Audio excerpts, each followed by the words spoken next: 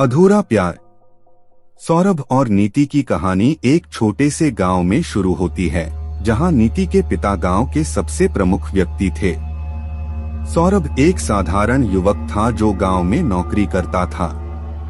नीति और सौरभ की दोस्ती बचपन से ही थी, लेकिन नीति के पिता को सौरभ पर भरोसा नहीं था।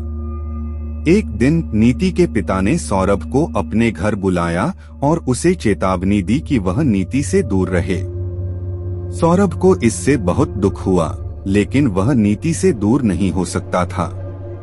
एक रात सौरभ और नीति ने गांव के पुराने मकान में घुसपैठ की। वहां वे एक बुज़दिल महिला को पाए, जो कि कुछ कह नहीं रही थी और अपने व्यक्तिगत क्षेत्र में बैठी थी। महिला ने सौरभ और नीति को एक बड़ा पुराना गहना दिखाया और कहा कि यह उसका पुत्र का गहना है, जिसे उसने कभी नहीं देखा। महिला ने सौरभ से कहा कि वह इस गहने को अपने पुत्र को सौंपना चाहती है।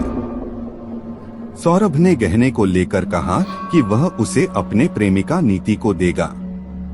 जब सौरभ और नीति वहां से बाहर निकले तो वहां कुछ अजीब हो रहा था। गांव के सभी लोग अब एक भूतिया आवाज सुन रहे थे। सौरभ और नीति ने अपनी बातचीत को अधिक ध्यान नहीं दिया और वे अपने रास्ते पर चल दिए। अगले दिन नीति की मौत की खबर आई। गांव के लोगों ने कहा कि नीति की मौत काली शक्तियों की वजह से हुई थी। सौरभ ने इसे सुनकर बहुत दुखी हुआ। वह नीति के घर गया और उसके पिता से माफी मांगने की कोशिश की, लेकिन नीति के पिता ने उसे अपने पास आने से रोक दिया। सौरभ ने फिर से वह भूतिया मकान जाकर उस बुज़दिल महिला से मिलने का फैसला किया। महिला ने उसे बताया कि वह गहने का राज जानती है और वह उसे देगी, लेकिन सौरभ को एक शर्त माननी होगी। शर्त थी कि सौरभ को उस भूतिया गहने को वापस लौटाना होगा और उसे वह गहना नीति के पिता को देना होगा। सौरभ ने इस शर्त को मान लिया और वह गहने को लेकर वापस गांव पहुंचा।